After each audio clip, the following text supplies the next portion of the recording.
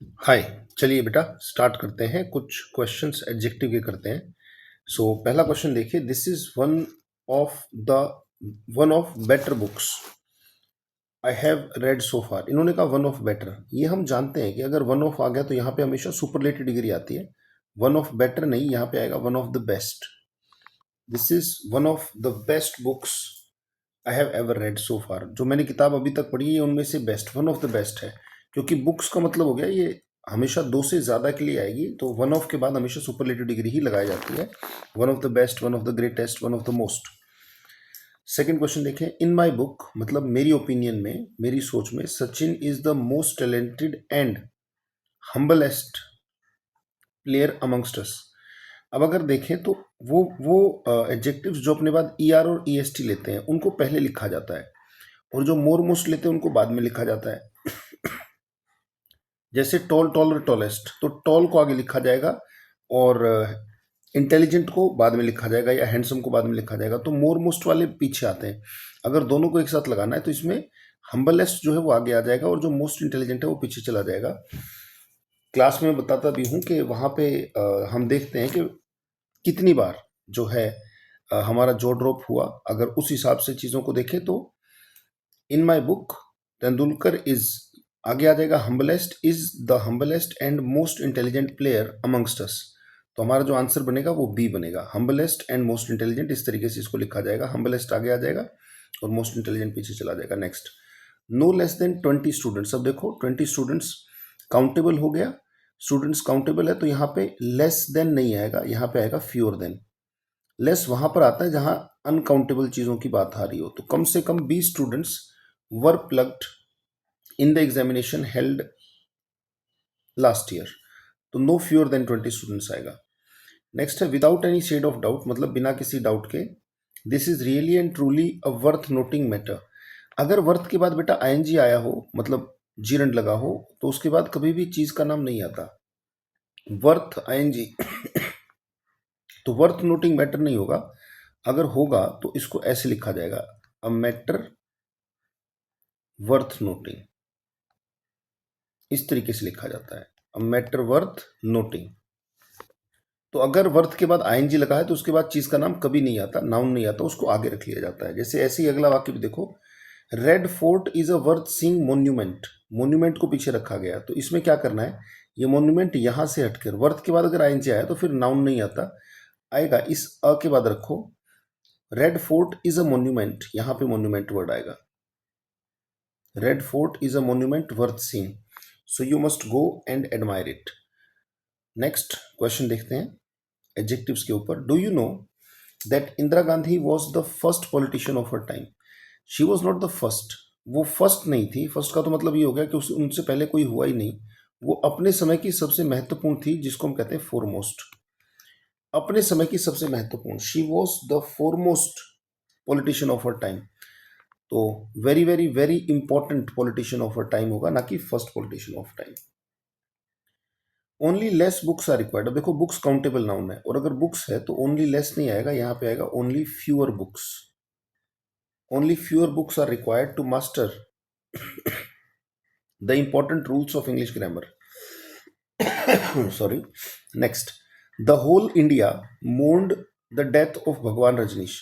The whole India इन्होंने कहा, तो द होल के बाद कभी भी ये प्रॉपर नाउन नहीं आता बेटा। अगर कभी प्रॉपर नाउन आया है तो उसको हम इस तरीके से लिखते हैं, the whole of India. The whole of India, या फिर लिखना चाहो तो आप लिख सकते हो ऑल इंडिया, राइट, या फिर the whole of India mourned over, विलाप किया, the death of, mourn the death of Bhagwan Rajneesh. Next, do you know Delhi is further. जब फर्दर कहा जाता है तो इसको टाइम से बताया जाता है, पर यहाँ दूरी, डिस्टेंस की बात हो रही है, और डिस्टेंस को बताने के लिए जो वर्ड है वो फर्दर नहीं है, वो FAR है। और कंपेरेटिव करना है तो उसमें ER लगा दीजिए, farther. Delhi is farther from Mumbai than Kanyakumari. तो फर्दर नहीं होगा, क्योंकि फर्दर टाइम को दिखाता है कि what is your further plan. Now we are talking about the time, तो फार्दर होता है जमीनी दूरी के लिए। तो Delhi is farther from Mumbai than Kanyakumari, Kanyakumari से भी ज्यादा वो मुंबई से दूर है। Next, if you join as bank PO you will get a handsome salary. Handsome salary ये एक पॉजिटिव डिग्री है, तो इसके आगे लेस, लेस तो फिर किसी न किसी से होगी ना, जैसे मोहन से कम, सोहन से कम, तो लेस नहीं होगा क्योंकि लेस कंपैरिजन में आता है। यहाँ पे अ लिटिल सैलरी आएगा क्योंकि पॉजिटिव डिग्री की बात हो रही है। यहाँ पे होता, अगर यहाँ पे मोर हैंडसम होता तो यहाँ पे लेस हो जाता, पर वो किसी और के, किसी दूसरे की सैलरी से कंपेयर होता तब लेस आता, तो यहाँ पे पॉजिटिव डिग्री रखेंगे, not a little salary. Next, number 11, if you follow practice mantra, किताब का नाम जो कि है well and truly, you will have 100% marks. 100% नहीं, आप लिखोगे 100% मार्क्स। 100% जैसा वर्ड नहीं होता इंग्लिश में, हम कहते हैं 100% marks in English. Next, I gave her a little money because I had to buy a few items of furniture and some articles of dress and it was to fall short with me. अब एक बात बताओ, जो मेरे लिए ही कम पड़ रही थी तो मैंने क्या उसे दी होगी?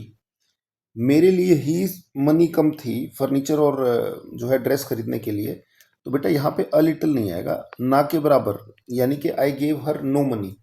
यहाँ पे नो वाली सेटिंग आ रही है क्योंकि मेरे लिए ही कम पड़ने वाली थी तो मैं दे क्या पाऊंगा। अ लिटिल नहीं आएगा, मैंने ना के बराबर ही पैसा उसको दिया, इसका मतलब दिया ही नहीं लगभग।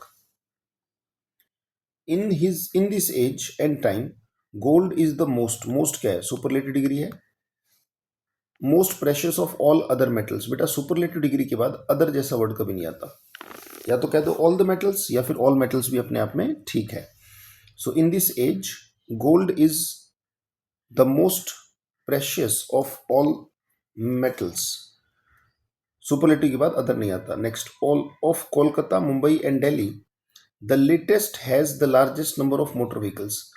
ये जो लास्ट वाली है ये फर्स्ट है, ये सेकंड है, ये फर्स्ट है, ये सेकंड, और दिल्ली को हम कहेंगे लास्ट, तो यहाँ लेटेस्ट जैसा वर्ड नहीं आएगा बेटा, हम कहेंगे द लास्ट।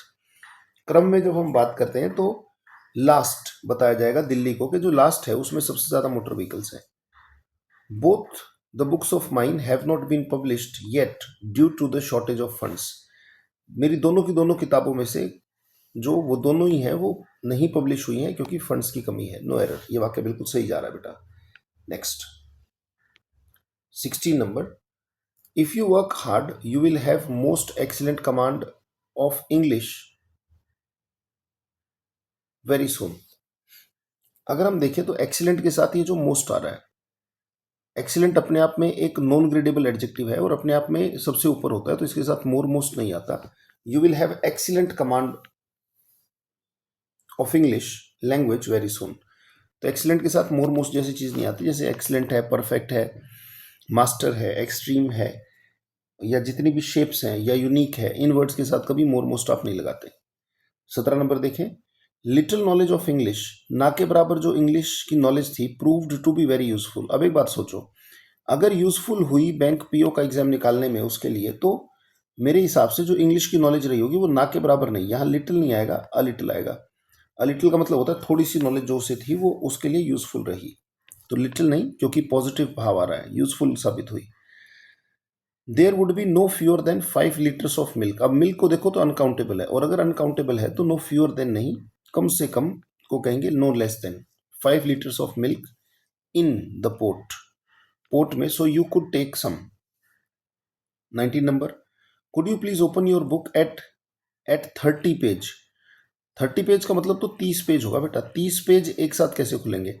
हकीकत में हमें खोलना पड़ेगा एट पेज 30, पेज 30, ना कि 30 पेज, पेज 30 बोलना पड़ेगा इसको, क्योंकि 30 पेज एक साथ कैसे खोलोगे? मतलब 30 पेज नहीं खोलने हैं, हमें खोलना है पेज नंबर 30 बोल दो, या तो या फिर पेज 30, ये 30 पेज नहीं खोलेंगे। 30 पेज का मतलब हो गया 30 पन्ने खोलने हैं, जबकि हमें पेज नंबर 30 खोलना है, तो पेज 30 बोला जाता है उसको, या फिर पेज नंबर 30 बोल सकते हो। Can you believe that Prachi is the Elder of the two sisters. दोनों में से, दोनों में से प्राची बड़ी है। देखो कंपैरेटिव के साथ द आया क्योंकि देन कहीं पर नहीं है, तो द सप्लाई कर रहा है उसको, तो यहाँ पे बेटा वाक्य बिल्कुल सही है कि दोनों सिस्टर में से प्राची जो है वो एल्डर है। Next, the article on embezzlement, embezzlement माने जो गबन होता है उसको लेके जो आर्टिकल लिखा गया, was published in the last issue of the Hindu. Last का तो मतलब ये हो गया कि उसके बाद कभी नहीं आएगा, तो जो इशू होगा वो लास्ट नहीं होगा, वो लेटेस्ट होगा बेटा। Latest issue of the Hindu. Number 22, any farther demand of money. Farther मतलब जमीनी दूरी पर, नहीं, यहाँ पे फार्दर नहीं आएगा, यहाँ पे वर्ड होगा फर्दर, टाइम को। Any further demand of money for buying a new bike again may land you into difficulty, तुम्हें दिक्कत में डाल देगा। तो ये टाइम को डिनोट कर रहा है कि आगे से ऐसा कुछ नहीं करना है, ना कि जमीनी दूरी को। Next 23, he will not give you anything because he is a माइजर man. बेटा ही इज अ माइजर, माइजर अपने आप में नाउन होता है, तो इसके बाद नाउन नहीं लगाया जाता, या फिर आपको अगर लगाना ही है तो ये एडजेक्टिव के साथ ऐसे लगाओ, ही is a miserly man. Miserly एक एडजेक्टिव है, माइजरली प्लस मैन से वर्ड बन जाता है माइजर, तो उसके बाद मैन नहीं आएगा, he is a माइजर।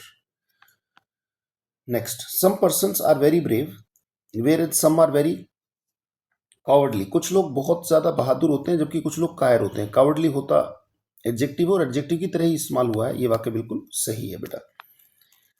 Number 25, it has been observed, ये देखा गया है, that the patient is gradually becoming strong. अगर ग्रेजुअली बिकमिंग है तो स्ट्रॉन्ग अगर है तो वो तो फिर कमजोर तो होगा ही नहीं। अगर मैं कहूँ आई एम स्ट्रॉन्ग, इसका मतलब मैं वीक नहीं हूं, तो स्ट्रॉन्ग तो नहीं होगा। यहां पे जो वर्ड आएगा, हम कह रहे हैं कि वो पहले से बेहतर होता जा रहा है, तो हम कहेंगे ग्रेजुअली बिकमिंग स्ट्रॉन्गर। यानी कि हर दिन, जैसे आज अगर जितना है उससे अगले दिन उससे कुछ ना कुछ प्लस हो जाता है, यानी कि चीज़ों में कुछ ना कुछ बदलाव आ रहा है।